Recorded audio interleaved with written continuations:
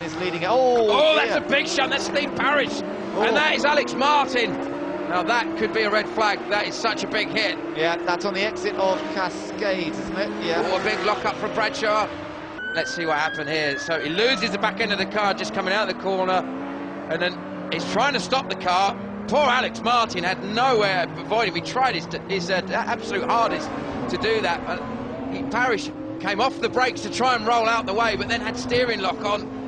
And that is two seriously damaged cars. Yeah, that is a horrible situation, and Alex really, he did the best thing. He saw the initial thing he saw was the white car slowing in front of him, so he dodged to the left and then suddenly realised there was... First race of the Ginetta Juniors, a very, very popular part of the British Touring Car Championship package. Lights on. Jake Giddings in yellow and black. Seb Morris in red and white. Great start by Morris. Giddings gets a little bit bogged down. Brad Bailey in orange makes a storming start from fourth position and challenging for second. And Tom Howard through the middle. It was an absolute rocket ship start. Tom Howard from seventh on the grid is up behind his teammate Will Foster. Contact already, and that is Miles Collins. A big load of damage there. Struan Moore also off there. Yes, centre field is somebody else. One of the HHC cars getting going, and that's Mikey Day. And the main thing is that we just hope that Miles is okay. He seems to be moving. Ewan Murray now, they're just checking that Miles is okay, because it was obviously quite a big hit for him. He's quite a tall driver, is Miles, being coached by Ed Peed, the former Renault Clio driver, who of course has been looking after James Colburn. That is Struan Moore's car, the Jerseyman, who's looked after by James Walker, the driver that's been a race winner in World Series by Renault's racing in the ALMS series this year, across in the States.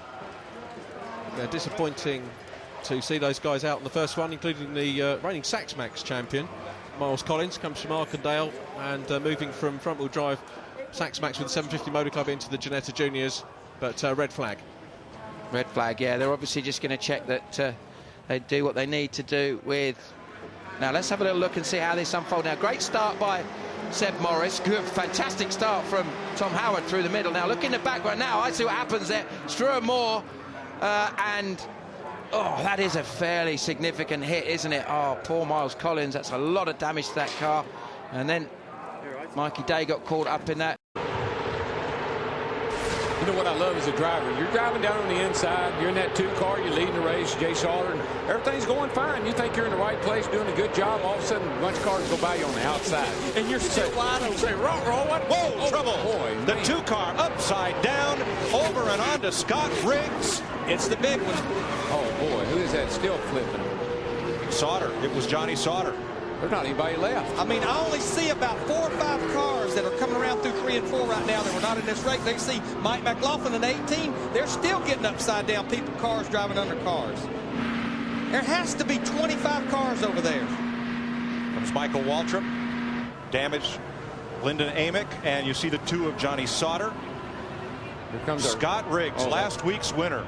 Here comes our leader, Stacy Compton. Jason Keller, Kenny Wallace, Kevin Grubb, who has come from 38th up to the top 5. Todd go down with damage. A bit of damage on the front end. Not much. Jeff Purvis. Drivers climbing out. There is Ron Hornaday. Look at that jump. Going over toward Jamie McMurray. Shane Mill in the 47 car. Youngest driver in the race, Joe age Nemechek. 21. Nemechek wrecked. What a mess. Coy Gibbs out of his car, and his teammate Mike McLaughlin is the car that landed on top of him. Kind of reminiscent of a big Daytona wreck. Tony Stewart and Bobby Labonte ended up that way. I don't know if I've ever seen a wreck this big in a Busch Series race here. I don't know if I've seen a wreck this big, maybe even in a Cup event. One time here, and back in the 70s, Tiny Lund was in it, a lot of other guys. And 23 cars, that 23 one, I think. cars, yeah. Jimmy Spencer, mangled nose on his car. You saw Kerry Earnhardt's damage. The problem we have with the racing at Daytona and Talladega is this. You cannot have a single or even a couple of car incident. You run 43 cars on top of each other, you're going to have a big wreck. Randy LaJoy. There's Nemechek. He is okay. We also saw Ron Hornaday walking away. And we'll update you as we get news on the other drivers. They're assisting Mike McLaughlin out of his car. Mike is climbing out. He's okay. Watch the 2 car. What caused this? Oh, Meal got into Riggs. It looked like Riggs had to maybe back out of the throttle a little bit because Kenny Wallace's car washed up as they come off the exit of turn 2 right there, the 48 car. Right here, this is turn 2. Kenny Wallace, the 48 car right there. Oh, I don't know. It looked like Shane Meal possibly just got into the back of the 10 car. The 47 car, yeah. Yeah, got into Riggs. Look at that 2 flipping. Looks like Rusty Wallace's flip in the number 2 Winston Cup car here not many years ago. And when they hit the grass, it even tumbled more. There's Randy LaJoy. Greg Biffle. Oh, Biffle. There's Jay Kerry Earnhardt. There's everybody. Jack Sprague, Sprague, our point leader. And the track's completely Tim Sauter. blocked. All the Sauters. I think we did the right thing by saying who wasn't in it. And because the track's blocked, NASCAR has displayed the red flag because the cars can't even get through on the back stretch. It appears to me maybe 10 or 12 cars is all that's left. Boy, that 2 car went over big time and then gets hit, tumbles. That car's, look at that thing, Larry. It's turning every which way. And then the 21. And then he gets in the grass. Watch this. Shot across. Gets hit again. Johnny Sauter, number 2, out of his car. And okay. Amazing. 繼續㗎，咪衝翻入去葡京灣，3架車差唔多一齊衝入嚟，最終咧奧亞守住第一，唔係啊，跟住之後嗰度困咗，而出翻嚟之後就俾後邊啊布隆基斯飆咗上去第一位喎，但係出翻嚟呢一隻彎之後，布隆基斯攬炒，跟住放走咗，咦，又係佢啊！前邊注定羅森基斯係要帶頭嘅，但係嗰邊係炒咗㗎啦，直情咧炒咗上去添喎，咁啊比較罕見啊！咁啊睇嚟好似18號車喎，18號車如果係咧就係呢個金丸裕喎。咁啊睇嚟咧就嗱呢度麻煩啦紅旗啦，出咗紅旗啦，希望啲工作人員冇事啦。係，哇！真係頭先我開始咧講翻即係拉夫舒密加嗰年咧就類似啦，估唔到真係咁樣，真係衰多口啦，真係今次。而家咧已經見到咧就係後邊啦嗱除咗而家呢個金丸裕啦，另外亦都有其他嘅車手，包括奧康係咪啊？有一架奧康啦，見到1號啦嚇。咁當時咧奧亞咧就係最先咧係到呢個葡京站口嗱，睇翻呢個文華東方灣入咧已經有車咧係蹦一蹦噶啦。其實奧康都已經過埋上咗去第3位㗎啦，咁啊當時咧羅森基斯已經跌咗落去第4咁啊，但係反而前面3架車嗱第一個影響咧就奧亞啦，自己落比力咧就太遲㗎啦，跟住 overshoot 咗，跟住閘埋去咧就已經有呢個布隆基斯同奧康咧就撞一撞，咁啊然後咧羅森基斯喺後邊咧繼續跟住睇住戲嘅，咁啊呢度精彩啦，到呢度就出事啦。嗱睇住咧係邊個入咧？頭車咧就走甩咗先啦。呢邊挨，後邊咧就啱啱仲夠一個啦，後邊嗰啲就唔夠嘅啦，就扯晾住架車扯上去咧就金丸裕個車啊。I don't call him the champion-elect yet because look at the concentration. Oh, big shunt! Rob Collard a multiple roll. That's got to be a red flag. It's coming out of Jack Clark involved in some way, maybe in avoidance. We go safety car straight away as the marshals rush to the aid of the driver. Well, this will be the result. It is a red flag now, so it will be the result. Plato will take the second win. Turkington take his second place. Menu are fine. His way through the field, but the race finishing under the safety car after that huge accident for Rob Collard. And there was a great deal of concern about Rob's condition. The news we get. All that happened on lap 2. And now, under caution, Juan Pablo Montoya has crashed and gone aflame. Holy cow, what happened? We just got a report that he was complaining about a bad vibration in every gear. No, Larry, he just slammed into the jet dryer. I think he slammed into the jet dryer. They're trying to clear debris off the racetrack, and the car brakes, won't steer, and he slides up the track and into the back of that surplus helicopter jet engine on a trailer used to dry the racetrack. Larry, Mike, I saw sparks coming out of the car as if it had a tire down or something. What an incredible turn of events I've never in my life. Oh my gosh. And all that spilled jet fuel found something hot to ignite it. Safety workers quickly on the scene. And this is a bizarre twist to this Daytona 500. Down in turn number 3.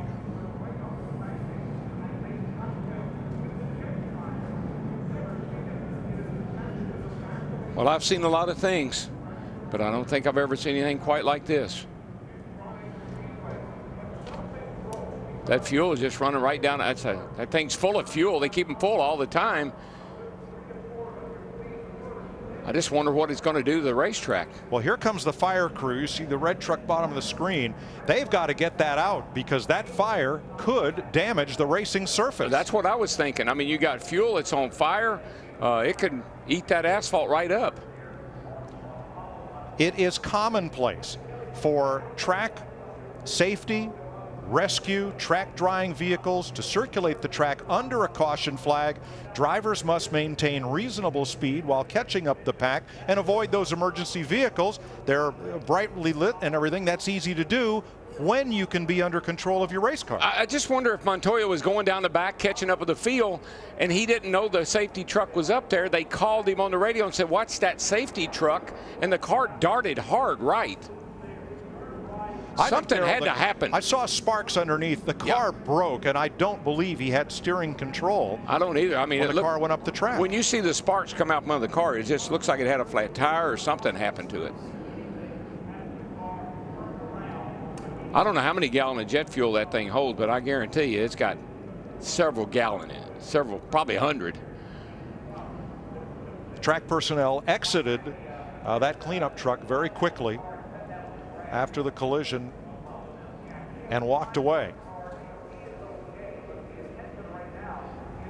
That's got to be eating the track up. I just wonder what it's going to do to it, Larry. Yeah, that fire's been burning for quite a while now. And let's reiterate, Juan Pablo Montoya climbed from his car and walked quickly away. The car destroyed. He is all right and trying to get what is now a jet fuel fire under control, blazing in turn number 3. But Darrell, I keep going back. We just had gotten a report. They were telling me in my ear that Montoya had a bad vibration in every gear he was putting it in. So something was going on with that 42 car. The race has been red flagged. That means the cars have been stopped well away from the turn 3 scene. They've been red flagged on the back straightaway. And you're looking at what happens when 200 gallons of jet fuel meet a spark or something very hot after a collision like that. Yeah, that thing just burst into flame. I mean, it was unbelievable.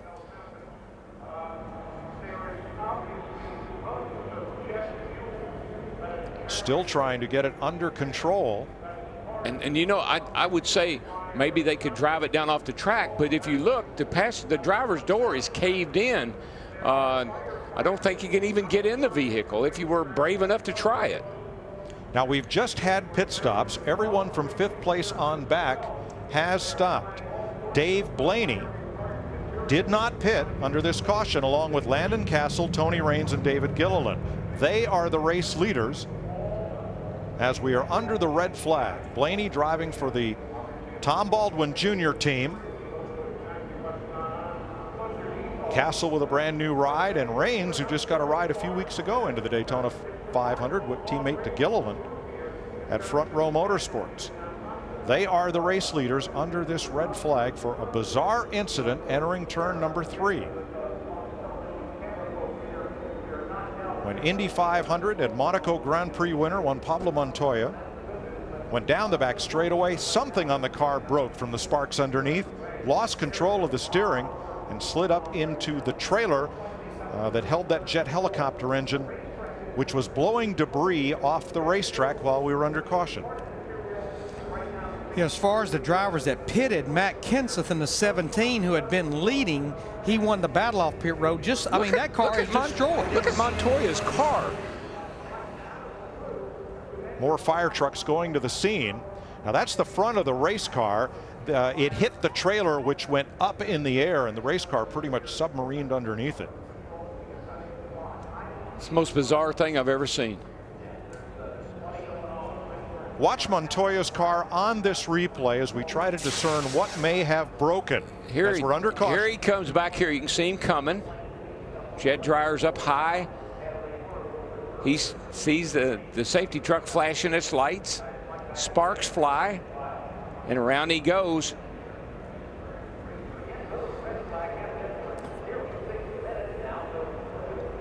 Here's a different angle. See the safety trucks up top? Wow. I mean, it just exploded. When it hit it, it just exploded. And he was traveling at a high rate of speed, trying to catch back up at the field. Back of the field.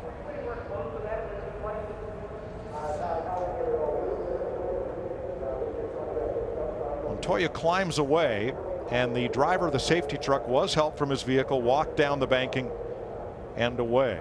We have some audio from Juan Pablo Montoya.